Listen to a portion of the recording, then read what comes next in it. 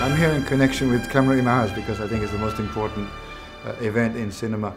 I'm here because I haven't been here for a while and I miss it very much. I'm here because of the kids. I'm here because it's the rare time that many of us who work in different parts of the world, and it's one of the few times we get together as cinematographers. And then I'm also going to do some talks about music videos.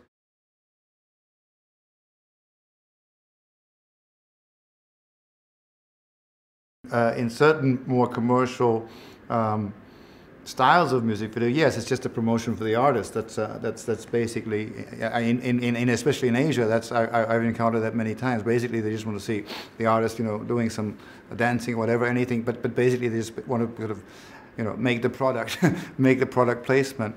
I think the second kind is as you say, the song itself, or the people who made the song, or perhaps, unfortunately, sometimes the producers and distributors of the song, the record company, really only wish that the ideas of the song are translated directly. But I think there is a huge space, another huge space, which is where there is often a collaboration between people who respect each other. For example, some great director and a friend who happens to be a musician, or there's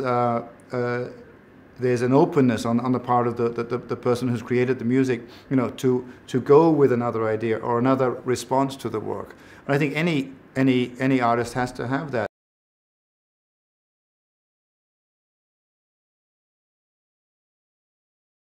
The great obvious difference is structural, that you're free to structure things more or less as you wish. Of course, there's some communication about how that happens.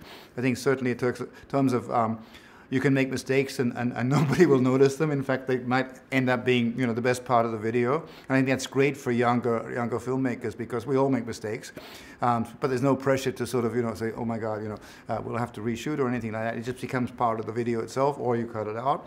I think that there's the energy and usually the compression of time that usually most videos don't have a great deal of budget or time, so it forces you to work in a certain way, which I think is great for personal experience and for your the quality of your work, all those things. I think there's a great there's great freedom in that aspect.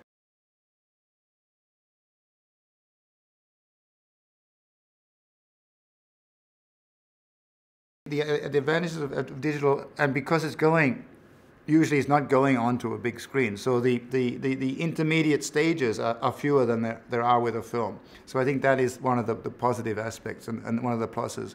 I think also that you are also dealing with people often who are concerned about their image, and are probably more concerned about their image being presented in a certain way than an actor on a film who is accepted to be presented in a certain way, which is determined by the script and by the role that they're given.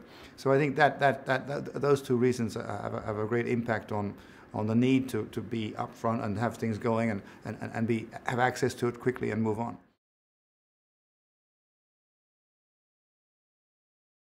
Usually it's a tighter group on most music videos. Usually, I think in music videos it's very often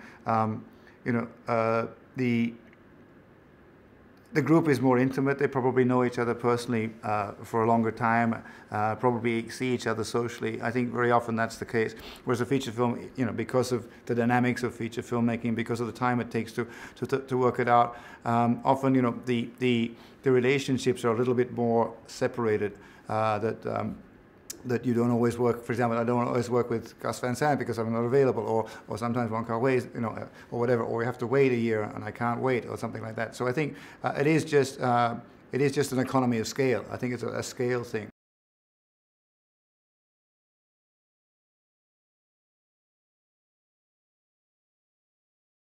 I don't know the Western music industry as well, but certainly most people would complain about the repetitive nature of the kind of music that is promoted. 90% of the music is what we call canto pop or K-pop, which is Korean pop, and that kind of stuff. So obviously that's very much a product-oriented sort of thing, and it's very much about kids dancing and doing cool things. So the kind of lighting and the kind of effects are actually, in that case, sometimes that can mean bigger budget, because they want spectacular results. But in terms of the variety of things that people get access to, it is quite limiting. Well, you have no choice sometimes. I think that no matter what it is, whether you're coping with a director or your crew or even makeup, I think the thing is that you have to at least respect their work, number one, and that they feel that. That's really important. Number two is be clear enough in communication and confident enough about what you think you want and how it relates to what they're going to do later. And finally, I think the most important thing is to have collaborators that you trust, that perhaps you know, that you've worked with before, so that you can have some communication already base, and that helps a lot. So visual effects, yeah, and then you're saying the same thing. And if not, then you're trying to learn as quickly as possible.